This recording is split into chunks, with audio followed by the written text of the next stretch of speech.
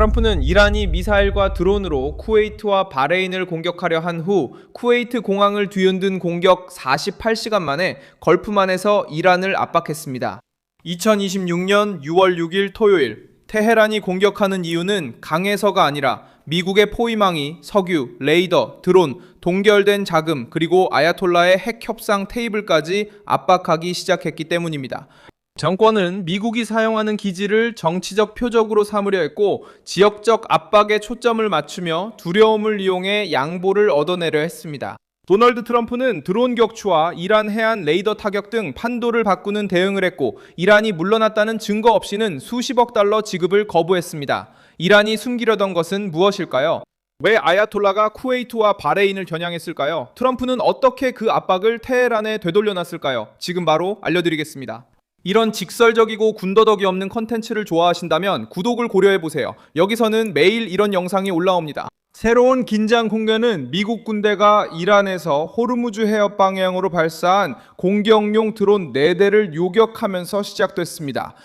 미국 중앙사령부는 이 드론들을 지역 해상교통에 대한 직접적인 위협으로 간주했고 곧바로 고루케와 캑신섬의 해안 감시시설을 타격했습니다. 이번 대응은 상징적 조치가 아니었습니다. 워싱턴은 이 지역에서 정권의 눈 역할을 하는 곳을 겨냥해 미국 중앙사령부가 해안 감시시설과 컥신을 타격했습니다. 곧바로 고루케와 중앙사령부는 지역 해상교통에 대한 이란의 위협과 감시 그리고 걸프 지역에서의 위협 행위에 대응했습니다. 이란은 쿠웨이트와 바레인을 겨냥해 대응했습니다. 두 지역 모두 중동에서 미국의 주둔에 민감한 곳입니다. 쿠웨이트는 자국 영공에 진입한 미사일을 요격했다고 밝혔으며 그로 인해 파편이 떨어지고 물적 피해가 발생했다고 전했습니다. 바레인은 공습 정보를 발령하고 주민들에게 대피소로 이동하라고 안내했습니다. 이란 정권은 이번 행동을 미국과 연관된 기지에 대한 보복이라고 주장했지만 실제 해석은 다릅니다. 테헤란은 트럼프를 견제하기 위해 걸프 국가들을 위협의 본보기로 삼으려 했습니다. 미국 중앙사령부는 이란이 해당 지역에 7발의 탄도미사일을 발사했다고 밝혔습니다. 그중 6발은 요격되어 목표에 도달하지 못했습니다.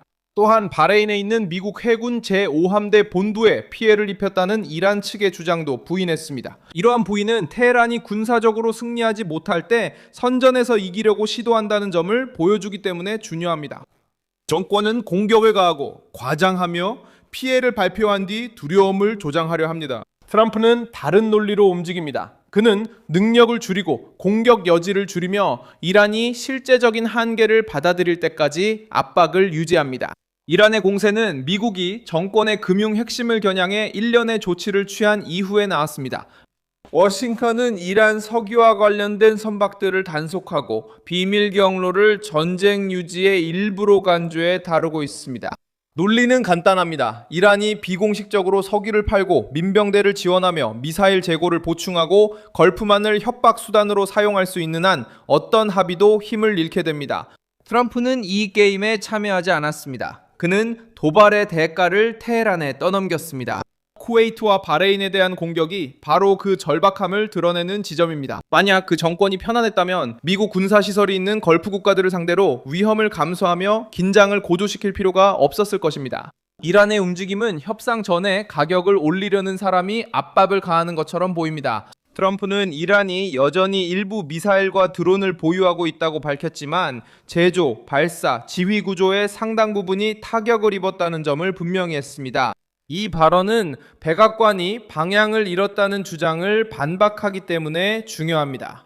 워싱턴이 남아있는 미사일의 수, 드론의 위치, 공장이 어디에 있는지 알고 있다면 이란은 눈먼 강대국을 위협하고 있는 것이 아닙니다. 이란은 상황을 파악하고 기다리며 대응하는 기계와 맞서고 있는 것입니다. 테헤란 역시 동결된 자금을 협상 카드로 사용하려고 시도합니다. 모우센 레자이라는 이란 최고사령부와 연계된 군사 고문은 240억 달러의 동결자산 단원을 요구 조건으로 내세웠습니다. 이란 측 관계자들이 언급한 구상은 명확합니다. 초기 합의 후 120억 달러, 그리고 그 이후에 추가로 120억 달러를 받는다는 것입니다. 이것이 바로 트럼프가 받아들이기를 거부하는 함정입니다. 정권은 먼저 돈을 받고 재정적으로 숨을 돌린 다음 그 후에 핵 협상을 계속 끌고 가기를 원합니다. 이란 정부와 그렇게 하기를 원합니다. 이란은 2015년 핵 합의를 원합니다. 워싱턴은 외교적 절차가 진행되는 가운데 이란에 자금을 풀었습니다. 여기에는 오래된 분쟁과 관련된 선불금 4억 달러가 포함됩니다. 트럼프의 정치적 해석은 다릅니다. 구체적인 행동 전에 돈을 주는 것은 협박에 대한 보상이 된다는 것입니다. 그래서 백악관은 이란이 검증 가능한 조치를 취하고 핵 위험을 줄이며 감시를 받아들이고 걸프만을 위협의 창구로 사용하는 것을 중단하도록 압박하고 있습니다. 테헤란이 미사일로 소란을 피우는 동안 트럼프의 협상가들은 또 다른 전선에서 움직이고 있습니다. 스티브 윗코프와 제러드 쿠슈너는 테네시주 오크리지 국립연구소에 가서 이란과의 협상에 참여할 수 있는 핵 전문가들과 상담했습니다. 백악관은 농축 우라늄, 원심 분리기, 핵물질 폐기와 검증 논의를 위해 기술자들을 소집하고 있습니다. 이는 기술 협상에서 이란 정권을 불편하게 만듭니다. 이란은 항상 검증을 원합니다. 이런 움직임은 기술 협상에서 거짓말 여지를 줄여 정권에 불편을 줍니다. 이란은 항상 자신의 핵 프로그램을 말장난, 모호한 선언, 그리고 유연한 약속으로 바꾸려고 시도해왔습니다. 물질, 기한, 재고, 농축 능력을 검증할 수 있는 전문가들이 들어오면 상황은 더 엄격해집니다. 트럼프는 신뢰를 요구하는 것이 아니라 요구사항을 준비하고 있습니다. 바로 이 지점에서 군사적 위기와 금융 협상이 만납니다. 테헤란은 압박을 가하기 위해 공격에 나섭니다. 트럼프는 압박을 이기기 위해 자금을 쥐고 있습니다. 쿠웨이트와 바레인은 이 분쟁의 중심에 들어섰습니다. 이란은 미국의 걸프 지역 주둔이 이들 국가의 전략적 기반을 통해 이루어진다는 것을 알고 있기 때문입니다. 바레인은 미국 해군 제5함대의 본거지로 미국 해군력 투사의 핵심입니다. 쿠웨이트는 워싱턴과의 군사협력 역사가 있으며 지역 안보에 있어 중요한 거점 역할을 합니다. 이러한 지역을 겨냥함으로써 테헤란은 자국 석유에 대한 어떤 봉쇄도 대가가 따를 것임을 경고하려 한 것입니다. 미국의 대응은 이란의 어떤 공격에도 반드시 대응이 있을 것임을 보여주었습니다. 며칠 전에 보도된 쿠웨이트 공항 공격은 충격을 더욱 키웠습니다. 이 공격이 민간의 핵심 지역으로 위기를 확산시켰기 때문입니다.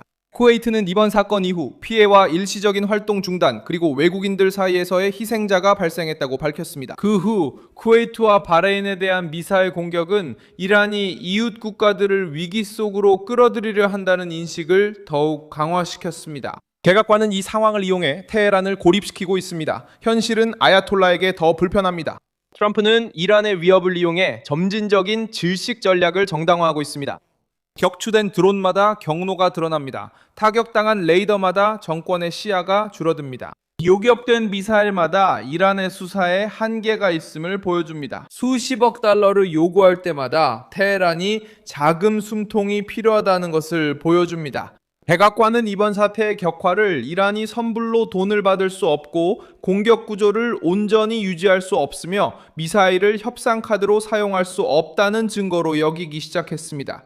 테헤란이 합의를 원한다면 검증, 기한, 핵 제한, 그리고 지역 위협의 실질적 감소를 받아들여야 합니다. 드론과 미사일의 길을 고집하는 쪽은 미사일을 사용하는 쪽은 더 많은 레이더 파괴와 요격, 협박 공간 축소를 겪게 됩니다. 이란은 걸프만을 공포의 무대로 만들고자 했습니다. 트럼프는 그 공포를 오히려 정권의 증거로 바꿨습니다. 저는 밀손 알비스 국제관계 전문가입니다. 제 목적은 매일 진실로 여러분께 정확한 정보를 전해드리는 것입니다. 뉴스 링크는 영상 설명란에 있습니다. 이 영상에 좋아요를 눌러주시고 채널 구독도 해주세요. 마지막에는 댓글도 확인하셔서 브라질 커뮤니티와 더욱 활발하게 소통하시기 바랍니다. 밀손 알비스였습니다. 다음에 또 뵙겠습니다.